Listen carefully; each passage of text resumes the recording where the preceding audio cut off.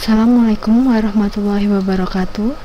Pada pertemuan kali ini kita akan membahas tentang review basis data 1.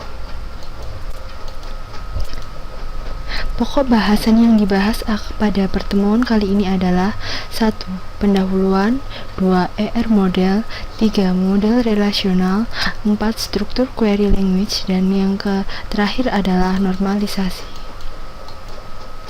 Tujuan dari pembelajaran pada pertemuan kali ini adalah memahami database management system dan komponen utamanya, dan yang kedua adalah memahami ER model dan dapat menggunakannya sebagai desain awal dari database.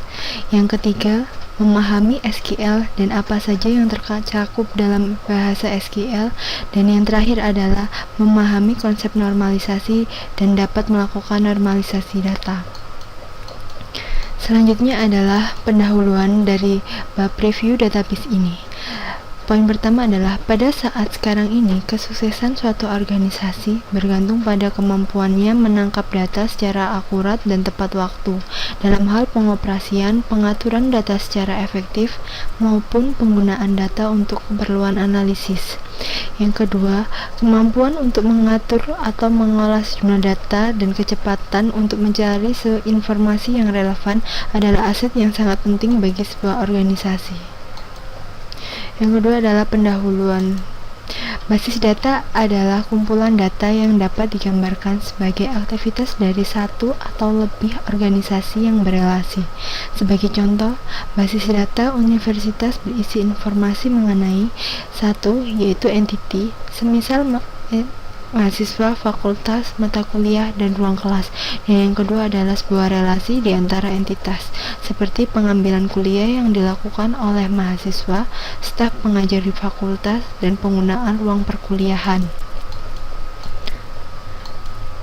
Tujuan dari basis data adalah untuk memberikan suatu pendahuluan mengenai sistem manajemen basis data dengan penekanan pada bagaimana cara mengorganisasi suatu informasi dalam database untuk memelihara informasi tersebut dan melakukan pengambilan informasi secara efektif, dan bagaimana cara pula mendesain suatu basis data dan menggunakan DBMS yang secara efektif.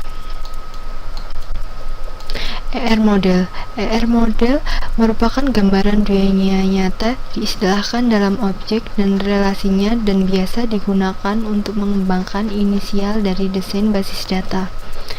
ER model menyediakan suatu konsep yang bermanfaat yang dapat mengubah deskripsi informal dari apa yang diinginkan oleh user menjadi hal yang lebih detail, presisi, dan deskripsi detail tersebut dapat diimplementasikan ke dalam DBMS.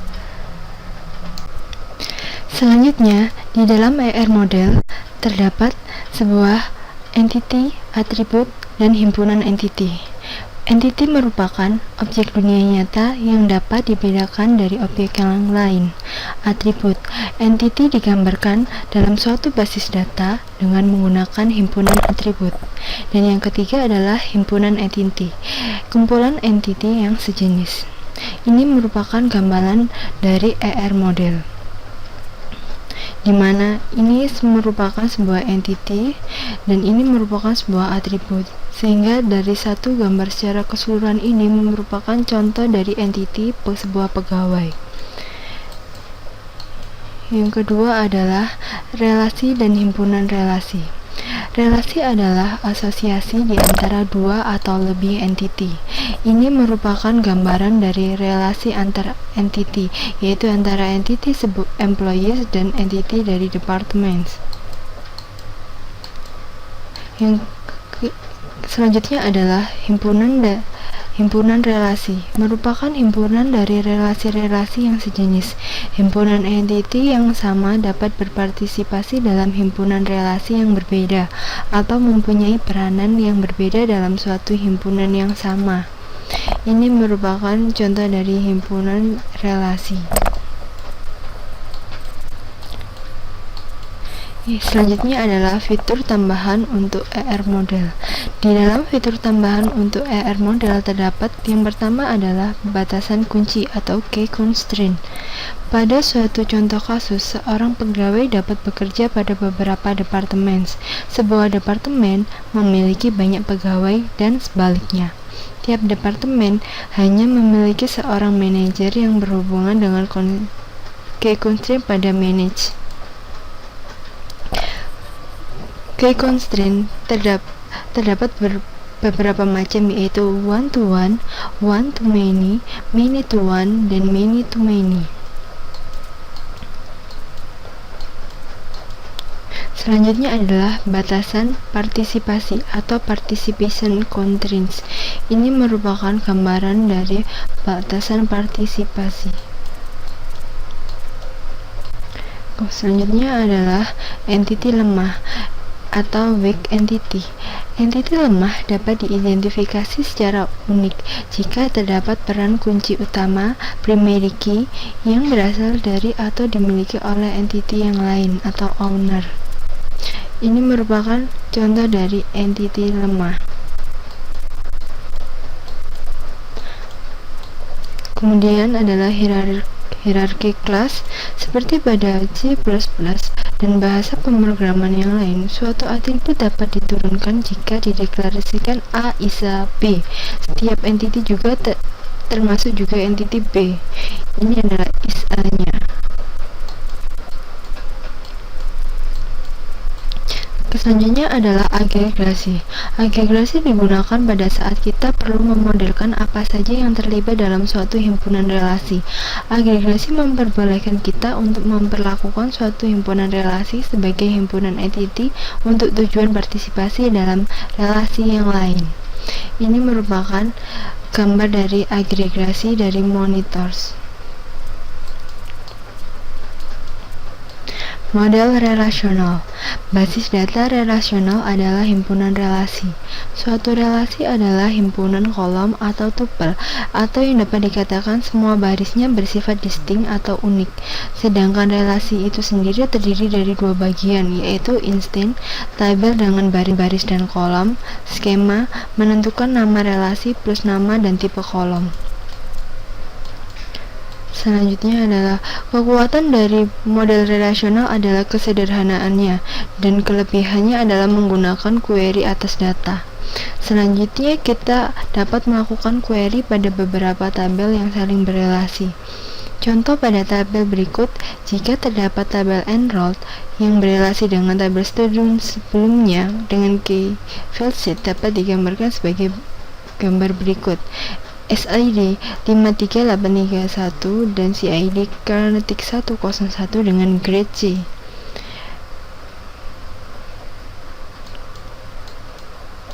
Selanjutnya adalah batasan integritas dari model relasional. Batasan integritas atau yang bisa disebut dengan integrity constraint adalah suatu kondisi yang harus bernilai benar untuk suatu instance dalam basis data. Misal, batasan domain. Batasan integritas juga digunakan untuk menghindari kesalahan dari entry data. Dapat dispesifikasikan saat skema didefinisikan dan diperiksa pada saat suatu relasi dimodifikasi. Selanjutnya adalah batasan kunci primer atau primary key constraint. Himpunan suatu fields merupakan suatu key dari suatu relasi jika 1.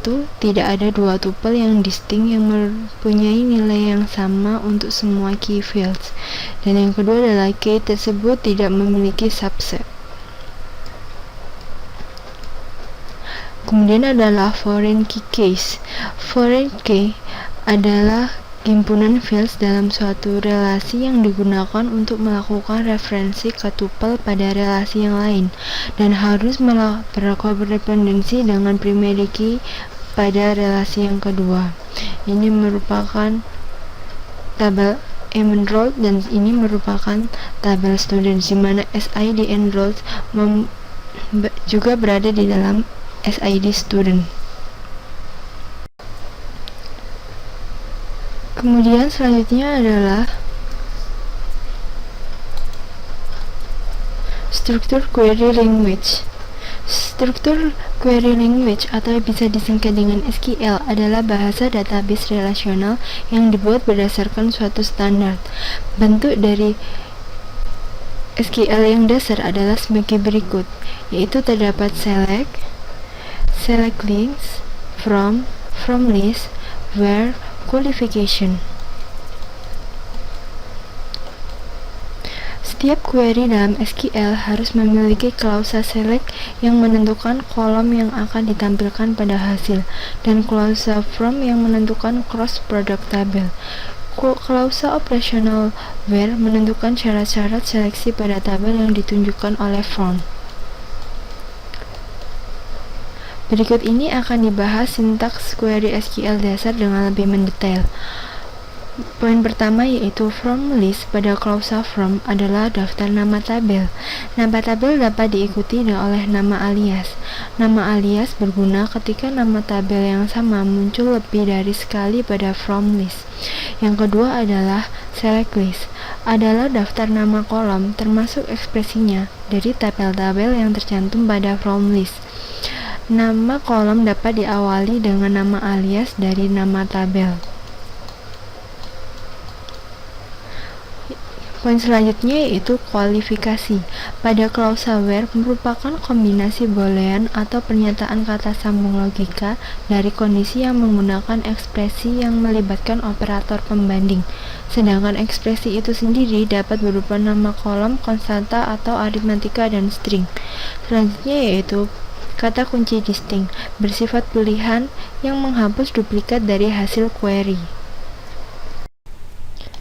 Selanjutnya, di dalam struktur query language terdapat 5 operasi agregat yang diterapkan. Yang pertama yaitu count untuk menghitung cacah, sum untuk menghitung jumlah seluruh nilai, AVG untuk menghitung rata-rata dari nilai, max mencari nilai paling besar, dan min mencari nilai paling kecil. Yang selanjutnya adalah normalisasi. Normalisasi adalah perbaikan skema database. Latar belakang diperlukannya normalisasi adalah karena adanya penyimpanan informasi yang redundan. Normalisasi memiliki beberapa bentuk, yaitu yang pertama bentuk normal pertama atau first normalization. Suatu relasi dikatakan dalam bentuk normal jika hanya dan jika setiap atribut bernilai tunggal untuk setiap baris. Ini merupakan contoh tabel NIP, nama, dan hobi. Di dalamnya terdapat beberapa informasi. Selanjutnya, tabel yang sudah dilakukan normalisasi dari bentuk yang pertama tadi yaitu tabel NIP, nama, hobi dengan nama Endang Cipermana memiliki hobi olahraga, baca buku, dan Samsul dengan hobi dengar musik makan. Apabila dilakukan normalisasi pada tahap pertama, menghasilkan bentuk tabel yang seperti ini: Endang olahraga, Endang baca buku, Samsul dengar musik, dan Samsul makan. Selanjutnya yaitu normalisasi bentuk kedua. Suatu relasi dikatakan dalam bentuk normal kedua jika berada dalam normal pertama dan setiap atribut bukan kunci memiliki ketergantungan sepenuhnya terhadap kunci primer. Ini merupakan sebelum bentuk normal kedua dengan nama kolom nama, kode mata kuliah, dan nilai. Dan selanjutnya yaitu yang sudah dalam bentuk normal kedua, yaitu NIP, kode mata kuliah, dan nilai. Selanjutnya yaitu tabel kelima yang hanya terdiri dari NIP dan nama. Selanjutnya yaitu bentuk normalisasi ketiga. Suatu relasi dikatakan dalam bentuk normalisasi ketiga jika berada dalam normal kedua dan setiap atribut bukan kunci tidak memiliki ketergantungan transitif terhadap kunci primer. Ini merupakan contoh sebelum dilakukannya bentuk normalisasi ketiga, yaitu terdiri dari kode project, nama, alamat, dan kota. Kemudian selanjutnya tabel kode proyek dan nama, dan yang terakhir adalah tabel nama dan alamat kota. Kemudian latihan soal. Soal yang pertama, gambarlah sebuah diagram ER yang mengungkapkan informasi sebagai berikut. Perusahaan rekaman Noton memutuskan untuk menyimpan semua informasi mengenai musisi yang mengerjakan albumnya, seperti halnya data perusahaan lain dalam sebuah database. Pihak perusahaan menyewa Anda sebagai desainer database dengan biaya konsultasi sebesar $2.500 per hari. Dengan syarat sebagai berikut. Tiap musisi melakukan rekaman di Noton mempunyai SSN, nama, alamat, dan nomor telepon. Para musisi yang dibayar lebih rendah akan mendapatkan alamat yang sama dengan musisi lain, dan satu alamat mempunyai satu nomor telepon. Yang poin selanjutnya yaitu tiap instrumen yang digunakan untuk merekam berbagai macam lagu di Noton mempunyai nama dan kunci musik. Tiap album yang dicetak di Noton mempunyai judul rekaman, tanggal copyright, format, dan sebuah identifikasi album. Dan poin selanjutnya adalah tiap lagu yang dicetak di Noton mempunyai judul lagu dan pengarang. Dan yang terakhir, tiap musisi mungkin memainkan beberapa instrumen dan tiap instrumen dapat dimainkan oleh beberapa musisi. Tiap album mempunyai beberapa lagu di dalamnya, tapi tidak ada lagu yang muncul bersamaan dalam satu album. Tiap lagu dibawakan oleh satu atau lebih musisi, dan seorang musisi bisa membawakan beberapa lagu. Tiap album dibawakan seorang musisi yang berperan sebagai produser. Seorang musisi bisa menghasilkan beberapa album. Dan ini merupakan jawaban dari gambar diagram dari beberapa spesifikasi yang telah dijelaskan tadi, di mana musisi memiliki atribut SSN dan nama. Musisi dari SSN itu merupakan sebuah primary key. Kemudian terdapat atribut instrumen. Instrumen memiliki dua atribut, yaitu nama dan kunci musik. Kunci musik sebagai primary key. Kemudian terdapat entitas album. Entitas album memiliki beberapa atribut, yaitu album ID, format, tanggal rekaman, dan tanggal produksi, di mana album ID merupakan sebuah primary key. Kemudian lagu merupakan sebuah entitas di mana mempunyai atribut lagu ID, judul, dan pengarang. Lagu ID merupakan sebuah primary key. Kemudian alamat musisi. Alamat musisi memiliki dua atribut, yaitu alamat dan nomor telepon, di mana alamat merupakan sebuah primary key. Terdapat keterkaitan di antara entitas, yaitu pertama adalah musisi dan instrumen dengan penghubung sebagai memainkan. Kemudian hubungan antara musisi dan alamat musisi adalah musisi memiliki alamat musisi. Selanjutnya adalah musisi dengan album. Musisi memiliki album. Dan yang terakhir adalah antara musisi dengan lagu. Musisi membawakan lagu, dan lagu mempunyai sebuah album. Pada soal selanjutnya, yaitu soal kedua, perhatikan skema relasional berikut ini, yaitu terdiri dari employee, AAD, integer, name string, age integer, dan salary real. Kemudian tabel works, EID integer, date integer, PCT time integer. Yang selanjutnya adalah depth, di mana date sama dengan integer, di name string, budget real, manager ID adalah integer. Kemudian berikan contoh constraint foreign key yang melibatkan relasi depth. Apa saja pilihan yang ada untuk melaksanakan constraint ini pada saat user berusaha untuk menghapus recorder pada depth.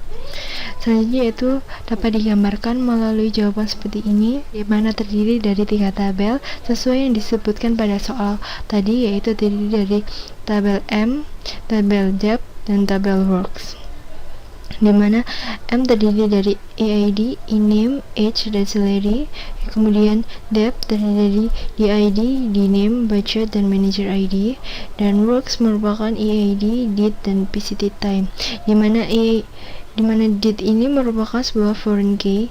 Apabila ini dimasuk data yang berada pada tabel ini dimasukkan ke sini, dan kemudian setelah dimasukkan terjadi penghapusan, maka yang muncul dalam tabel works adalah sebagai berikut.